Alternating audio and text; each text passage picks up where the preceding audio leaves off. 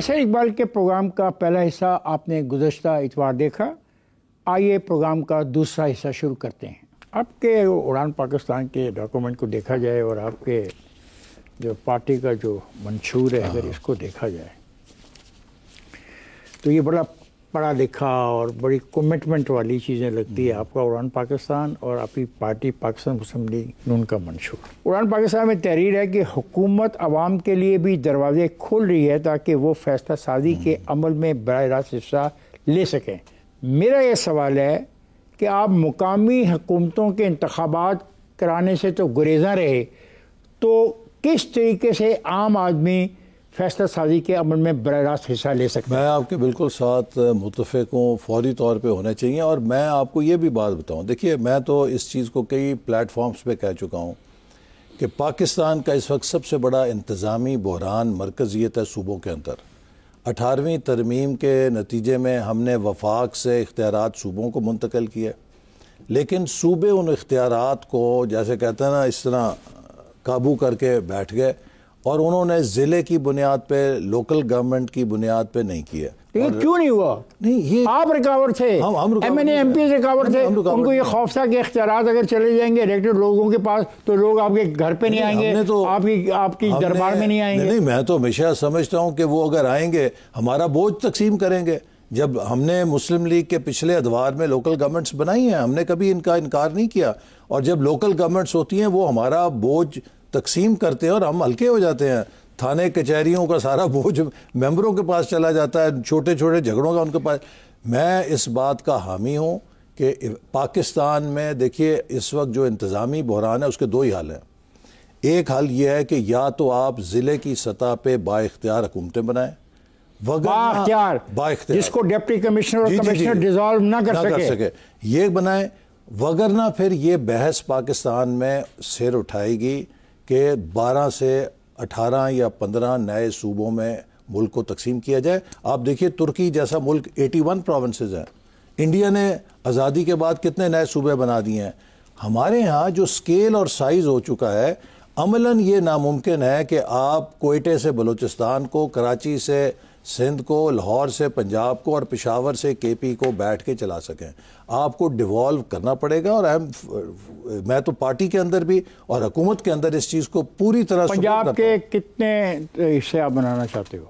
دیکھیے اگر ہم یہ ایک بحث ہونی چاہیے, ہونی چاہیے, صرف پنجاب نہیں. دیکھیے میں پنجاب کو مثال کے طور پہ پیش کر رہا ہوں. میرا خیال ہے کہ پورے ملک کے اندر ایک اوپن بحث ہونی چاہیے. یا تو ہم لوکل گورنمنٹس کی سطح پہ ضلعوں کو با اختیار بنائیں. اگر ضلعوں کو با اختیار حکومت نہیں بنا سکتے تو 12, 15, 18 جو بھی ایک کنسنسس ہو ملک کے اندر صوبوں کو تقسیم کیا جائے تاکہ یہ مینیجبل بنے.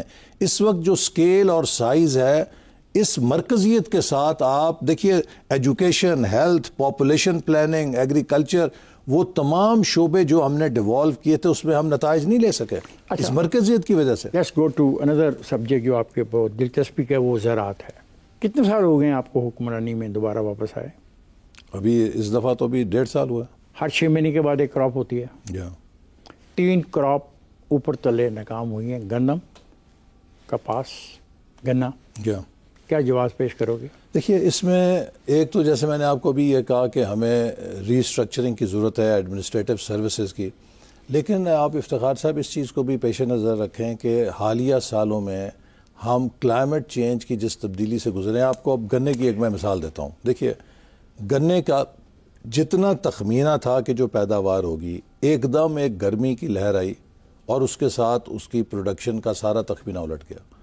اسی طرح جو موسم کا تغیر ہے یہ ہماری تمام فصلوں پر بہت بڑے اثرات کا مرتکب ہو رہا ہے.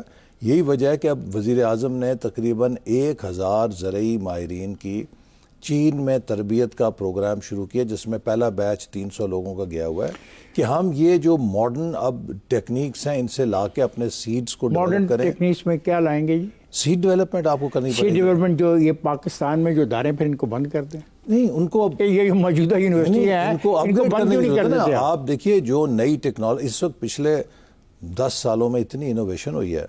اب ہمارے پاس وہ انوویشن یہاں پہ کیوں نہیں ہوئی؟ اس کی وجہ یہ ہے کہ جب آپ ان اداروں میں ریسرچ میں انویسٹ نہیں کریں گے کیوں نہیں کر رہے؟ مسائل نہیں ہے. اب آپ ایک کاٹن سیس کی مثال لے لیجیے, ٹیکسٹائل والے نہیں دیتے رہے, اس سے کاٹن کے ریسرچ کے ادارے. تو پھر آپ کو حکومت کرنے کا حق ہے اگر آپ ٹیکس ہی نہیں لے سکتے. یہ تو ایک چیلنج ہے. ہم اس کو چیلنج کو نبٹ رہے ہیں نا. اب دیکھیے جب ہم آئے حکومت میں 3 کراپس تباہ کر دی آپ نے, اور بلا وجہ ابھی آپ نے چینی منگوا لی باہر سے, مجھے سمجھ نہیں آتی. پہلے گندم منگوا لی, پھر اب آپ نے چینی منگوا لی, آپ نے کپاس منگوا لی, اور یہاں کے کاشتکار کو آپ پورا پیسہ دینے کو تیار نہیں ہیں. اور آپ سب سے بڑے حامی لگتے ہیں. جب میں آپ کا پورا یہ اڑان کا پروگرام دیکھتا ہوں, اس میں آپ کہتے ہیں کہ زراعت جو 40% افرادی قوت کو ملازمت فراہم کرتی ہے, تو اس پہ تو یہ حال آپ کا. میرے بھائی یہ جات آپ کو میں بتا رہا ہوں نا کہ زراعت کو اگر آپ نے ٹھیک کرنا ہے تو اب آپ کو سٹرکچرل چینجز کی ضرورت ہے, اور وہ کیا ہے کہ آپ کو ٹیکنالوجی کے ساتھ اس کلائمیٹ چینج کا مقابلہ کرنا پڑے گا. یہ ایک بڑے مزے کی بات آپ نے کی کلائمیٹ چینج کی. آپ نے کہا کہ ٹیمپریچر بڑھ گیا, گنے کی پیداوار متاثر ہوئی. جناب منسٹر, آپ جنرل سیکرٹری بھی ہیں ایک سیاسی پارٹی کے, میں آپ سے گزارش کروں گا کہ پاکستان کے عوام کو کانفیڈنس میں لیں اور ان 3 فصلوں کی تباہی کے بارے میں پوری ایک ڈیٹیل رپورٹ شیئر کریں. کس مہینے میں سوئنگ شروع ہوئی گندم کی, جب وہ گرو کر رہی تھی تو ٹیمپریچر کتنا بڑھا, اور کاٹن کے ساتھ کیا ہوا اور گنے کے ساتھ کیا ہوا, تاکہ ہمیں آپ کے سچ اور جھوٹ کا پتہ لگے کہ اصل مسئلہ یہ ہے کہ آپ یہ جو مافیا بن گیا ہے, پہلے اس سیکٹر میں مافیا نہیں تھا, اب مافیا بن گیا ہے, اور اس مافیا میں آپ لوگ شریک ہیں اور آپ کے پالیسی بنانے والے شریک ہیں. اس کا ہمیں جواب. میں کسی مافیا میں شریک نہیں ہوں, لیکن یہ بات آپ کی درست ہے کہ اس کو ہمیں ایک مربوط پالیسی کے تحت لانا. اور یہ بھی میں آپ کو پھر بتاؤں, دیکھیے زراعت ایک ڈیوالوڈ سبجیکٹ ہے, یہ صوبوں کے پاس چلا گیا ہے. یہ بھی ایک ہماری صوبائی حکومت پنجاب میں آپ کی ہے, لیکن ہر جگہ نہیں ہے نا ہماری پوری پیداواری. ان تینوں کراپس کی سب سے زیادہ پیداوار کہاں ہوتی ہے؟ آپ بہتر ہے نا پھر پنجاب حکومت کے وزیر سے پوچھیں. You are general secretary of a political party. Pakistan کو اس وقت شدید ترین کلائمیٹ چینج کا سامنا ہے, جس کے نتیجے میں موسم کے پیٹرنز بدل رہے ہیں. اسی طرح ہماری جو ٹیکنالوجی آؤٹ ڈیٹڈ ہو گئی ہے. تیسرے نمبر پہ ہمیں اب ایک پروڈکٹیوٹی کا چیلنج ہے کہ ہم اب آپ کو ایک اور بات دیکھیں نا. چلیں میں آپ کی بات مان لیتا ہوں. آئیے, یہ آپ کا منشور ہے. ہاں جی. آپ نے زراعت کی جدت اور کسان کی خوشحالی کے بارے میں ایک وعدہ کیا, کپاس اگانے والے علاقوں میں مخصوص فصلوں پہ پابندی کیوں نہیں لگائی؟ اس پہ کر رہے ہیں. دیکھیے آپ کر رہے ہیں, سن لیجئے, ہو جائے گا, سن لیجئے, ہو رہا ہے, ہو گیا ہے, نہیں ہوا. اس پر ہم نے صوبوں کو ہدایت کی ہے. اور بالخصوص ایک چیز جو آپ کو میں نہیں بتانا چاہتا ہوں کہ ہم نے ابھی کچی کنال کو رواں کیا جو کہ بند تھی 2 سالوں سے, اور بلوچستان کی وہ جو اراضی ہے وہ اتنی فرٹائل ہے کاٹن کے لیے.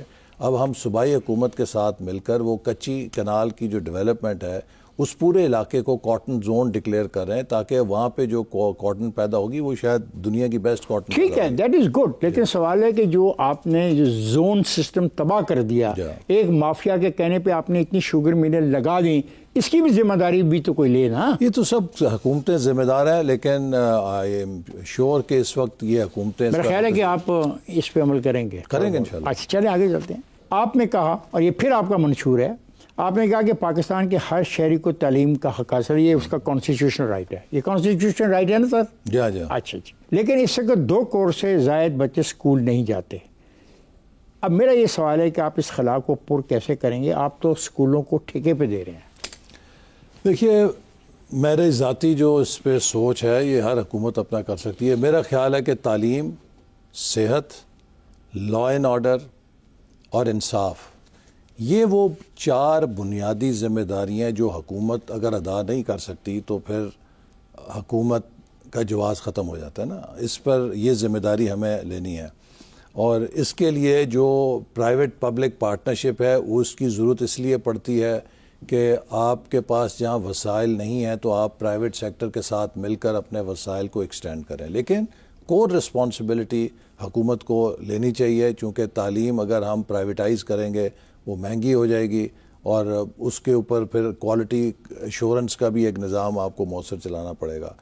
اس وقت پاکستان میں ایک بہت بڑا جو مسئلہ ہے جو میں نے اپنے 25-30 سال میں دیکھا ہے, ہماری ایلیٹ کو چونکہ ان کے بچے سرکاری اسکولوں میں نہیں پڑھتے، پنجاب کے وزیر تعلیم نے اپنے بچے کرائے ہیں، بہت اچھی بات ہے، لیکن بائی اینڈ لارج ہم تقریر کرتے ہیں، ہماری کمٹمنٹ نہیں ہے، لیکن ہم نے کوشش یہ کی ہے وفاقی حکومت کی سطح پہ کہ ہمارا جو محدود فٹ پرنٹ ہے، وفاقی حکومت کے پاس تعلیم نہیں ہے، یہ صوبوں کے پاس ہے، کہ جو بھی ہم اس میں وسائل بڑھا سکتے ہیں وہ بڑھائیں، صوبوں کے ساتھ مل کر اس پر کام کر سکتے ہیں وہ کریں۔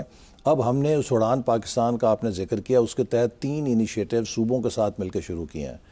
پہلا انیشیٹو یہ شروع کیا ہے کہ ہم اپنے پورے نصاب کو تبدیل کریں جو رٹے کے اوپر ہے۔ اب یہ آنے والے دور میں کریٹیو تھنکنگ، کریٹیکل تھنکنگ اور آپ کو پرابلم سالونگ سکلز چاہیے، یہ پورا نصاب آپ کو اب اگلے سالوں میں نہیں چاہیے، پورے ملک میں؟ جی، پورے ملک کے لیے صوبوں کے ساتھ مل کے نصاب کی ریویژن پہ کام شروع کیا ہے۔ اسی طرح اگر آپ نیا نصاب بنا لیں گے تو آپ ٹیچرز کو اسی رٹے کے اوپر ہی ٹریننگ دیں گے تو وہ نصاب آپ کا نہیں پڑھا سکیں گے، آپ کو ریفریشر کورسز بھی کروائیں گے؟ ٹیچر ٹریننگ نہیں، ابھی ٹیچر ٹریننگ کا پورا نصاب بدلنے کی اوپر کام کر رہے ہیں۔ It will take 2 to 3 years۔ یہ بہت جی انشاءاللہ ہم، اس کا مطلب ہے کہ نیکسٹ الیکشن سے پہلے یہ بات جو کر رہے ہو جائے گا، الیکشن سے پہلے ہم ریفارم کر چکے ہوں گے کریکولم کو، ٹیچر ٹریننگ پروگرامز کو۔ اسی طرح ہم نے اب صوبوں کو مل کر ایک کام کیا ہے کہ جو امتحانی نظام ہے اس کو بھی آپ ریفارم کریں، اس لیے کہ what gets asked gets done, جو چیز آپ پوچھتے نہیں ہیں وہ ہوتی نہیں ہے۔ اگر آپ کا امتحانی نظام پھر رٹے پہ ہے، آپ نے نصاب وغیرہ بدل دیا ہے تو سب بیکار ہو جائے گا۔ اچھا، اب اس کے اوپر ہمیں کام کرنے کے لیے صوبوں کا تعاون چاہیے۔ اس وقت آپ کو میں ایک اور مثال دوں کہ ہم نے ابھی ایک ایجوکیشن انڈیکس جاری کی۔ آپ حیران ہوں گے افتخار صاحب کہ وہ ضلع کہ جس میں لرننگ آؤٹ کمز بہت پور تھے، ہم نے یہ دیکھا کہ وہاں پہ میٹرک کے امتحان میں 900 نمبر آ رہے ہیں۔ کیسے ہو سکتے ہیں؟ نقل 2018 میں ہم نے اپنے پچھلے ٹرم میں ایک سٹڈی کرائی، میں نے فیڈرل بورڈ کو کہا کہ آپ یوں کیجئے کہ جو FSC کے ایگزامز ہیں ان کے نمبروں کا مقابلہ کریں پری میڈیکل اور پری انجینئرنگ، جو میڈیکل اور انجینئرنگ کالجز کے امتحان ہیں ان کے ساتھ کو ریلیٹ کریں، تو پتہ لگ جائے گا کہ اگر FSC میں کسی نے بہت اچھے نمبر لیے ہیں تو کیا میڈیکل اور انجینئرنگ میں بھی بہت اچھے نمبر لیے ہیں۔ وہ جب ہم نے کو ریلیٹ کیے تو آپ یقین کیجئے اتنی خوفناک پکچر آئی کہ ہمارے ملک کے اندر ایک صوبائیت پہ مبنی نظام تعلیم ہے۔ سب سے اوپر تھا اسلام آباد بورڈ، اس کے بعد کلسٹر تھا پنجاب کے بورڈز کا، تیسرے نمبر پہ کلسٹر تھا KP کے بورڈز کا، چوتھے نمبر پہ کلسٹر تھا سندھ کے بورڈز کا، اور 5ویں نمبر پہ کلسٹر تھا بلوچستان کا۔ تو کیا کریں گے؟ اچھا، یہ اب اس کے لیے صوبوں کو مل کر ہم یہی کہہ رہے ہیں کہ آپ اپنے امتحانی نظام کی اصلاح کریں اور اس کو سٹینڈرڈائز کریں، وگرنہ خدا نہ خواستہ یہ ہوگا کہ ایک صوبے کی ڈگری دوسرا صوبہ تسلیم کل کو کرنے میں ہچکچاہٹ محسوس کرے گا۔ تو اب یہ وہ ریفارم ایجنڈا ہے جس پر ہم اڑان کے ذریعے کام کر رہے ہیں۔ ایسے میں ایک سوال کرنا چاہتا ہوں، کیا یہ وقت نہیں آ گیا کہ ہم اب فیصلہ کریں کہ یہ جو کروڑوں بچے ہمارے اسکولوں سے باہر ہیں اور بے روزگاری بڑھتی جا رہی ہے اور خطۂ غربت سے ہم نیچے آ رہے ہیں، تو ایک سٹیج پہ جا کے تعلیم کو طاقت میں بدلنے کے لیے کوئی ایسی پالیسی بنائی جائے کہ کوئی ایسا ٹیسٹ ہو، کوئی ایسی رسپانسبلٹی اسٹیٹ لے کہ اگر میں نے میٹرک کر لیا ہے تو کیا میں اس قابل ہوں کہ میں 11ویں 12ویں اور 13ویں کروں، یا مجھے میٹرک کے بعد کسی ایسی ورکشاپ میں جانا چاہیے جہاں پہ میں کوئی چیز سیکھ لوں اور اپنی زندگی بنا سکوں۔ لیکن اس کے لیے اب یہ ٹیکنیکل اور ووکیشنل پروگرام اس لیے اسٹرینتھن کر رہے ہیں کہ ہر بچے کو ایک زمانہ تھا کہ جی آپ نے ڈاکٹر بننا ہے یا انجینئر بننا ہے۔ نہیں، آپ کیا تجویز کرتے ہو؟ نہیں، یہ آپ کی بات درست ہے کہ ایپٹیچیوڈ ٹیسٹ ہونے چاہیے، اس کے بعد اب یہ آپشنز لوگوں کے لیے کھل رہی ہیں،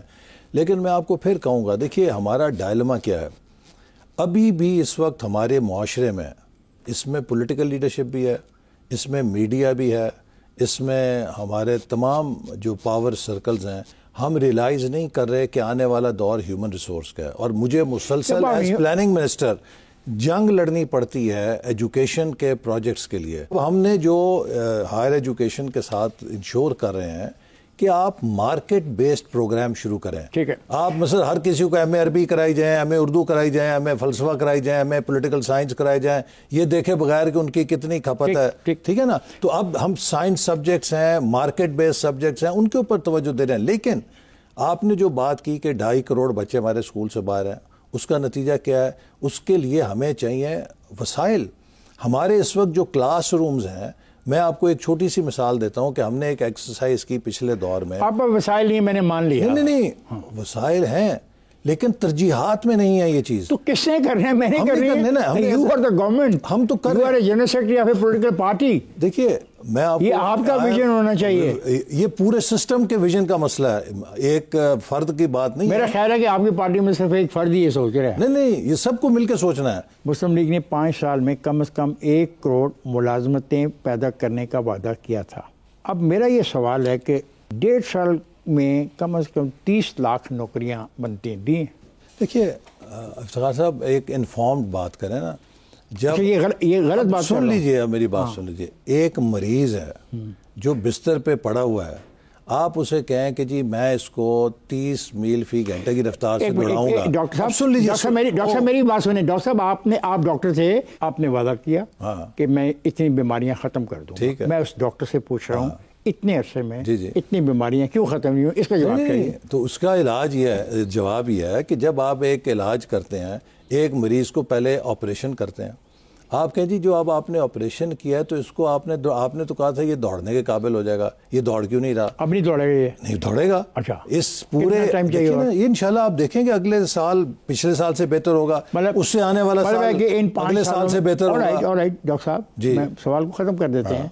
آپ ان 5 سالوں میں 1 کروڑ ملازمتیں فراہم انشاءاللہ میرا خیال ہے کہ 1 کروڑ کے قریب ہم 5 سالوں میں دینے میں کامیاب ہو جائیں. آپ نے کہا کہ نوجوانوں کو تعلیم یافتہ بنانا ہے اور انہیں لانگ مارچ اور دھرنوں سے دور رکھنا. جی ہاں بالکل. آپ نے بھی تو سیاست کا آغاز طلبہ تنظیم سے کیا تھا جو سیاست میں احتجاج کرنے کو درست سمجھتی تھی، اور آپ کے اس منشور میں یہ وعدہ کیا گیا ہے کہ طلبہ یونین کو بحال کیا جائے گا. کیا ہوا؟ جی ہونا چاہیے، میں اس کا حمایتی ہوں. ابھی دیکھیں ترجیحات پہ ہم کام کر رہے ہیں. اتنے بڑے مسائل کی ایک انبار ہے، اس میں آپ ہر چیز کو اچانک تو نہیں کر سکتے. اس وقت سب سے بڑا ایشو جو پاکستان کا ہے وہ اکنامک ٹرن اراؤنڈ ہے. آپ کے پاس وسائل ہوں گے، سب وسائل ہوں گے. کبھی دھرنا نہیں دیا تھا یونیورسٹی میں؟ نہیں، ہم نے بڑی مثبت پالیٹکس کی تھی. میں آپ کو بتاؤں، جب میں انجینئرنگ یونیورسٹی کا پریزیڈنٹ ہوا نا، تو سب سے ایک آپ کو دلچسپ واقعہ بتاؤں کہ ہمارا سب سے بڑا یہ وعدہ تھا کہ اکیڈیمک ایٹماسفیئر ریسٹور کریں گے.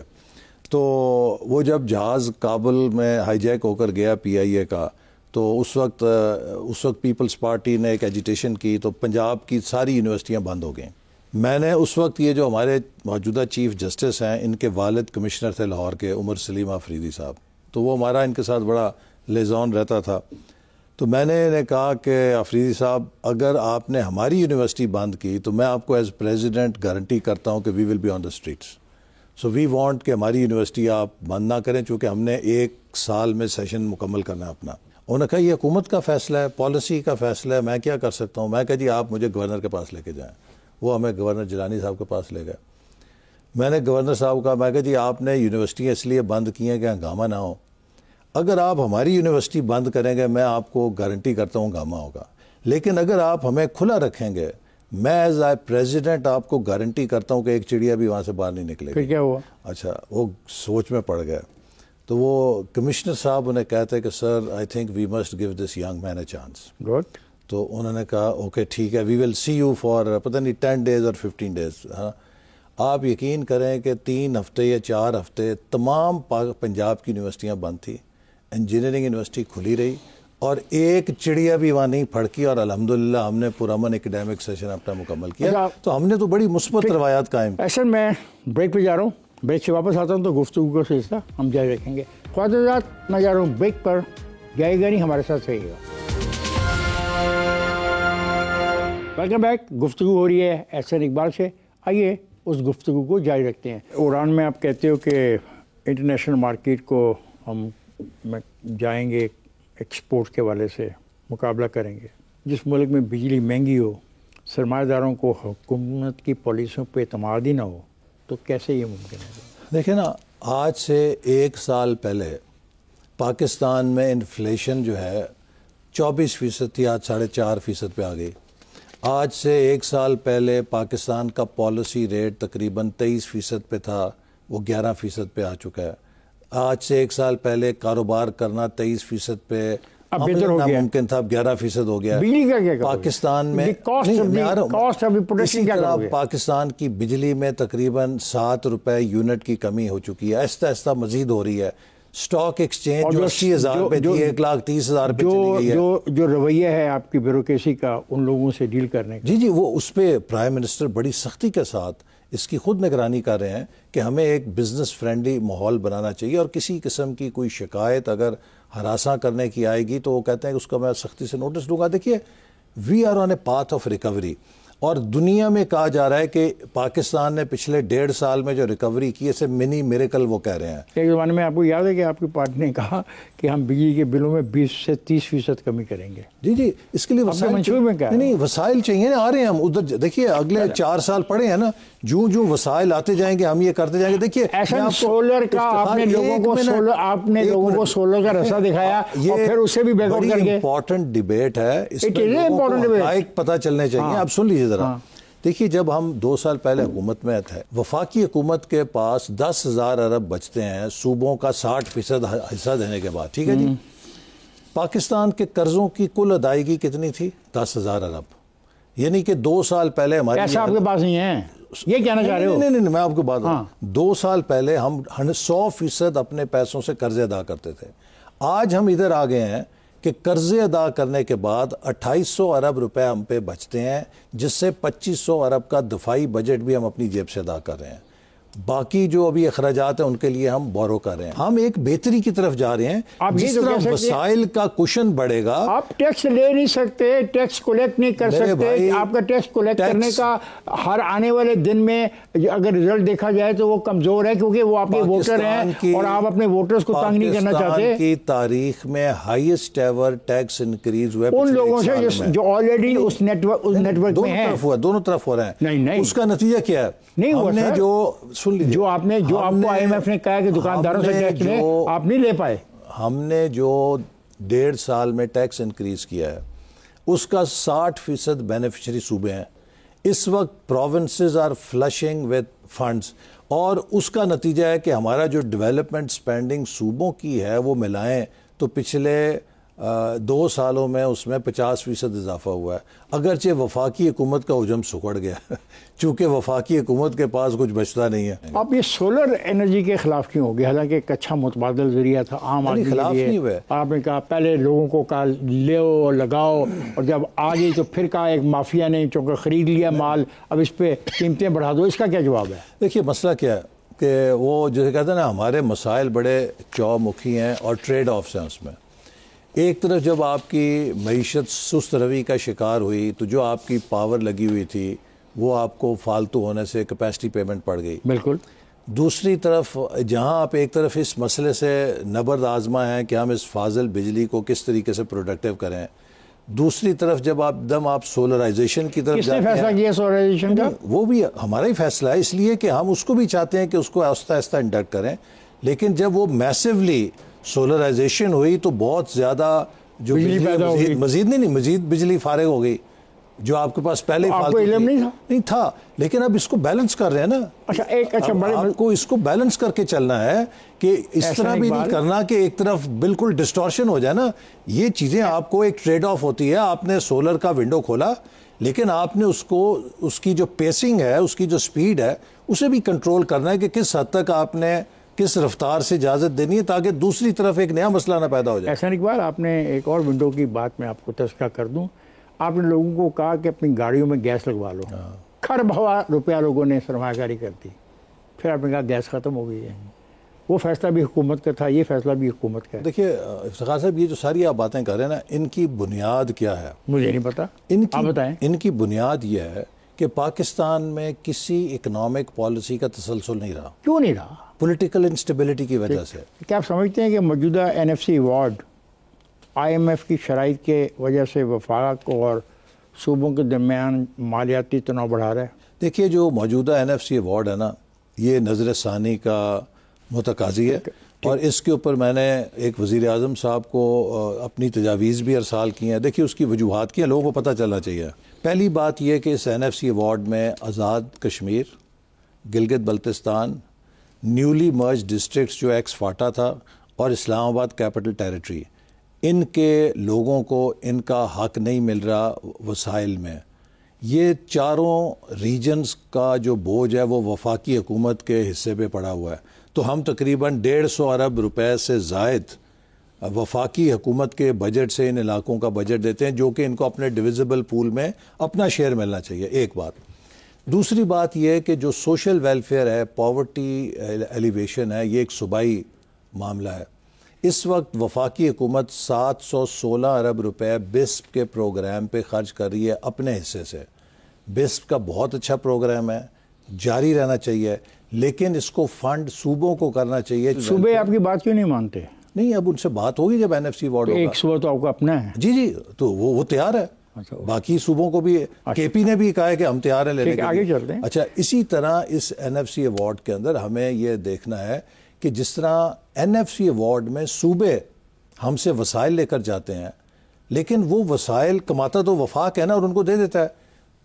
کسی بھی صوبے کے اندر پروونشل فائنانس کمیشن ایفیکٹولی کام نہیں کرتا. یہ تو آپ کہہ چکے ہیں نا جب ہم بات کر رہے تھے لوکل باڈی سسٹم کی، تو آپ نے کہا تو لہٰذا جس طرح وفاق کی سطح پہ ایک مساویانہ تقسیم ہوتی ہے، اسی طرح صوبوں کے اندر تو IMF کی جو شرائط کی وجہ سے کوئی نہیں، وہ اس کا کھچاؤ نہیں ہے. اور یہ وزیر اعظم شہباز شریف نے 500 ارب روپے کے نیلم جیلم ہائیڈرو پروجیکٹ میں ٹنل کے حوالے سے انکوائری کمیشن تشکیل دیا ہے. یہ پروجیکٹ کب شروع ہوا تھا؟ یہ جنرل مشرف کے دور میں. اور کس کے دور میں چلتا رہا؟ یہ وہ ہر حکومت کے دور میں چلتا رہا. اس کو اور دیکھیے اس میں نا اس کا خیال نہیں آیا. میں آپ کو بتاتا ہوں، اس میں یہ ایک کلاسیکل اگزامپل ہے مس مینجمنٹ کی، کہ اس کو جلد بازی کے اندر شروع کیا گیا، اس کا ڈیزائن مکمل نہیں کیا گیا، اور اس وقت شاید یہ کہانی بنائی گئی کہ جی ہمیں اپنے پانی کا حصہ لینے کے لیے اس کو بڑی جلدی شروع کرنے کی ضرورت ہے تاکہ ہم کلیم کر سکیں. وہ بھی بات نہیں درست ہوئی. یہ مسلسل حکومتوں کی ناکامی ہے یہ نہیں ہے؟ جی بالکل، اس میں ہر دور کے اندر. اچھا، آگے چلتے ہیں. نتیجہ یہ ہے کہ اس میں ایسی ہم نے انکوائری کی اور ایسی چیزیں. اب انکوائری کی، پہلے کیوں نہیں کی؟ نہیں، جب یہ اس کی ٹنل کولیپس ہوئی تو تب پتہ چلا. چلے میں پوچھتا ہوں انکوائری کب کمپلیٹ ہوگی؟ ہو گئی ہے. اب اس کے اوپر پرائم منسٹر نے ایک جوڈیشل کمیشن بنایا کہ جو لوگ ذمہ دار ہیں ان کے خلاف ملے گی. بالکل انشاءاللہ. ایسا مجھے پھر بریک پہ جانا ہوگا. جب بریک سے واپس آئیں گے تو پھر گفتگو کے سلسلے کو جاری رکھیں گے. خواتین حضرات، ہم بریک پہ جا رہے ہیں، جائے گا نہیں، ہمارا انتظار کیجیے گا. ویلکم بیک خواتین حضرات. آئیے احسن اقبال سے گفتگو کے سلسلے کو جاری رکھتے ہیں. آبادی میں اضافے کی شرح کم کرنے کے لیے ایک پائیدار نظام کی اب بات کرتے ہیں. ٹھیک ہے، یہ جو تذکرہ منشور میں اگر ہم پڑھیں، اس حوالے سے عملی طور پہ قومی آگاہی اور بیداری کی مہم کیوں کر نہیں چلا پا رہے؟ یہ ہم آلریڈی کام کر چکے ہیں. اس میں ایک پرابلم کیا ہوا تھا؟ پرابلم یہ ہوا تھا کہ پچھلی حکومت نے جو ایک تو بات یہ کہ population is a provincial subject, ٹھیک ہے نا، یہ نیشنل فیڈرل گورنمنٹ کے پاس نہیں رہا. اب تضاد یہ بھی NFC کے ساتھ ہے. NFC میں 82% جو آپ کے وسائل کی تقسیم ہے اس کا دار و مدار ہے آبادی کے اوپر. دہشت گردی کے خلاف آپ زیرو ٹالرنس پالیسی کی بات کر رہے ہو. جو کچھ خیبر پختونخوا میں اور بلوچستان میں ہو رہا ہے، یہ کیا ہو رہا ہے؟ بہت افسوسناک ہو رہا ہے اور حکومت اس سے بھرپور کارروائی کر رہی ہے. لیکن آپ کو میں یہ بتاؤں کہ 2017-18 میں یہ سب ختم ہو گیا تھا. یہ آپ جب تک یہ تشخیص نہیں کریں گے کہ یہ کیوں ہوا ہے، آپ حل کیسے کریں گے؟ 2018 سے 23 تک ہم نے ایک نیشنل انٹرنل سیکیورٹی پالیسی بنائی، جس میں جب میں وزیر داخلہ تھا ہم نے کہا پاکستان کے اندر جو ہم نے کامیابیاں حاصل کیں ان کو کنسالیڈیٹ کرنے کے لیے ضروری تھا کہ نان کائنیٹک میجرز اب شروع کر رہے ہو. وہ انہوں نے نہیں کیے، جس کے نتیجے میں ان لوگوں کو دوبارہ لے کر آئے. جو پالیسی آئی ان کی، اس سے یہ آگ لگ گئی. اب ہم پھر اس کو فائٹ کر رہے ہیں اور اس کے ساتھ ساتھ کوشش کر رہے ہیں کہ ایک نان کائنیٹک انٹرونشنز بھی. کون لے کے آیا؟ کون ان کو کون لے کے آیا؟ عمران خان لے کر آیا اور اس کی حکومت لے کر آئی. اور اس میں کتنا رول ہے میجر جنرل فیض حمید کا؟ یہ اس وقت کی اسٹیبلشمنٹ شامل تھی اس فیصلے میں. اچھا آگے چلیے. اگر یہ ضابطہ فوجداری 1898 اور 1906 میں آپ ترمیم کا آپ نے وعدہ کیا ہے، کچھ کیا کام کے بس وعدے کیے؟ پرائم منسٹر نے ایک کمیٹی بنائی ہوئی ہے لا منسٹر کے تحت کرمنل جسٹس سسٹم ریفارم کی، اور اس کے اوپر وہ بہت کام انہوں نے کیا. وہ آپ کو بتائیں گے، آپ انہیں بلائیں کسی وقت. پچھلے دنوں آپ برطانیہ بھی گئے ہوئے تھے اور آکسفورڈ یونیورسٹی میں آپ نے ایک لمبا لیکچر دیا. اس لیکچر کے دوران آپ کو مسلم لیگ نون کی گورننس پر سخت تنقید کا سامنا کرنا پڑا. آپ کے خیال میں بین الاقوامی سطح پر ایسے منفی رجحانات کی وجہ کیا ہے اور اپنی ساکھ کو آپ کیسے بہتر کر سکتے ہیں؟ اور کیا آپ یہ مجھے بتانا پسند کریں گے کہ ان نوجوانوں نے جو سوال کیے آپ کے خلاف پالیسیوں کے وہ ہیں کیا تھے؟ دیکھیے نہیں، وہ یہ ایسا تھا کہ وہ آکسفورڈ یونیورسٹی کی ایک اسٹوڈنٹ یونین کی ڈبیٹ تھی، اور اس میں وہ جب ڈبیٹ شروع ہوتی ہے نا تو ان کا ایک اسٹوڈنٹ دونوں طرف کے سپیکرز کو اور موضوعات کو متعارف کراتا ہے. تو ہماری طرف ایک بچی تھی، وہ شاید مڈل ایسٹ کی کسی کنٹری کی تھی، جو ہمارا حزب اختلاف تھا، ادھر ایک پاکستانی اسٹوڈنٹ تھا، اور ٹاپک یہ تھا کہ has liberal democracy field global south. Global south? ہاں، گلوبل ساؤتھ. میں اس چیز کو کہہ رہا تھا کہ لبرل ڈیموکریسی نے گلوبل ساؤتھ کو فیل کیا. دوسری طرف جو گروپ تھا اس کے ٹاپک کو وہ انٹروڈیوس کر رہا تھا، وہ بچہ پاکستانی تھا. افسوس سے مجھے کہنا پڑتا ہے کہ اس نے وہاں کھڑے ہو کر ساری بجائے یہ کہ ٹاپک پہ بات کرتا، اس نے عمران خان کو پاکستان میں لبرل ڈیموکریسی کا نجات دہندہ قرار دیا. وہ ہے، اور لوگ اس اس کے نے ساتھ کہا ہیں کہ پاکستان ایک روگ سٹیٹ ہے، پاکستان میں جو ظلم ہو رہا ہے وہ اسرائیل جو فلسطین میں کر رہا ہے اس سے زیادہ ہو رہا ہے، اور ایک پاکستان کو بالکل اس نے جسے کہہ لیجیے کہ ایک بہت ہی اچھا. اب وہ فورم نہیں تھا، اور اصل المیہ یہ ہے کہ یہ جو ہماری جماعت ہے پی ٹی آئی، اس نے اس حد تک پوائزن کیا ہے کہ یہ فرق ختم کر دیا ہے کہ ریاست اور سیاست میں کیا فرق ہوتا ہے. دیکھیے، ریاست ہم سب کی سانجھی ہے، ہمارے سیاسی ڈاکخانے علیحدہ علیحدہ ہو سکتے ہیں، لیکن ریاست کا ڈاکخانہ ایک ایسا پاکستانی ہے. ہم نے مارشل لا کا سامنا کیا، پیپلز پارٹی نے ضیاء الحق کا کیا، ہم نے مشرف کا کیا. عمران کے دور میں جیل میں گیا، میں امریکہ میں پڑھا ہوا ہوں اور بیسٹ یونیورسٹی سے پڑھا ہوں، مجھے سب امریکہ کے پتہ ہیں. ہم نے تو کبھی کانگریس مین سینیٹرز کے جا کے دروازے نہیں کھٹکھٹائے کہ ہمارے ساتھ یہ ظلم ہو رہا ہے. ہم نے اپنے سارے مقدمے پاکستان میں لڑے، پاکستان کے ایوانوں میں لڑے، پاکستان کی عدالتوں میں لڑے، لیکن کبھی پاکستان کی اپنی داخلی جنگ کو بیرونی فورمز پہ لے جا کے ملک کو بدنام کرنے کا ہم نے کوشش نہیں کی. لیکن کیا اس لڑکے کا حق نہیں تھا کہ آپ سے یہ سوال کرتا؟ وہ مجھ سے نجی طور پہ کر سکتا تھا، لیکن ایک ایسے فورم پہ کہ جہاں پر پوری دنیا کے نمائندے موجود ہیں، اپنے ملک کو ایک روگ سٹیٹ کے طور پہ پیش کرنا، پھر مجھے بھی اس کا جواب دینا پڑا. اور میں نے جب جواب دیا تو پورے ہال نے تالیاں بھی لگائیں اور ہم اس بحث کو جیتے بھی. تو مجھے مجبوراً بتانا پڑا کہ یہ جس شخص کو لبرل ڈیموکریسی کا نمائندہ بنا رہا ہے، پہلے تو یہ جواب دے کہ وہ لبرل ڈیموکریسی پہ یقین رکھتا ہے یا طالبان ڈیموکریسی پہ. مجھے یہ بھی بتلانا پڑا کہ جس شخص کی یہ نمائندگی کر، جس کو نجات دہندہ بتا رہا ہے، اسی ملک برطانیہ کی نیشنل کرائم ایجنسیز نے 190 ملین پاؤنڈ پاکستان کو لوٹائے، اور اس نے اسی شخص کو واپس کر دی ہے کہ جس سے وہ ریکور ہوئے تھے لندن میں اپنے مالی مفادات کے عوض. تو میں نے کہا برطانیہ میں 190 ملین پاؤنڈ چھوڑیں، 90 پاؤنڈ بھی کوئی وزیر اعظم اس طرح خرد برد کر لے تو آپ اسے چور کہیں گے یا اسے آپ لیڈر کہیں گے؟ ہال نے تالیاں لگائیں. تو مجھے بھی بدقسمتی سے پھر ایک ڈرٹی لینن کا جواب دینا پڑا. بات یہ ہے کہ اچھا بھی ہمارے سپا سالار واشنگٹن گئے، اتنی بڑی اللہ نے ہمیں کامیابی دی بنیاد مرصوص کے اوپر، مروڑ انڈیا میں اٹھا کے کیوں جا رہے ہیں؟ کیوں امریکہ کے صدر نے بلایا؟ ہندوستان کے اندر صفِ ماتم بچھا ہوا ہے کہ پاکستان کے آرمی چیف کو کیوں اتنا پروٹوکول مل رہا ہے. تو واشنگٹن کے اندر کون ان کے خلاف نعرے لگا رہے ہیں؟ مٹھی باندھ پی ٹی آئی کے لوگ.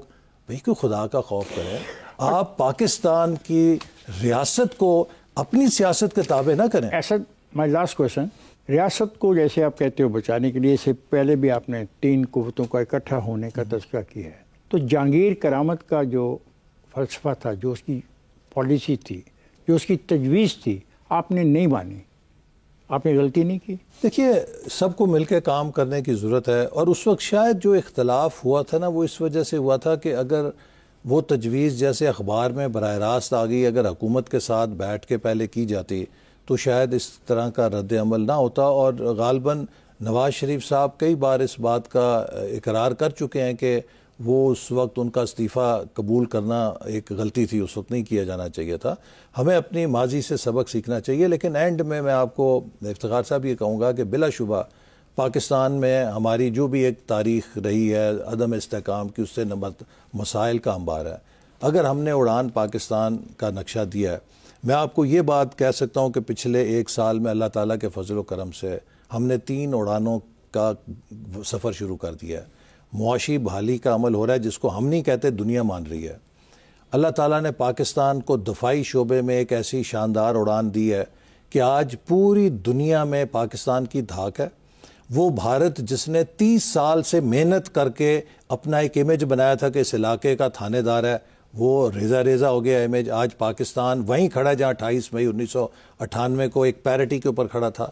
اور تیسری جو اڑان ہے ہماری سفارتی اڑان ہے.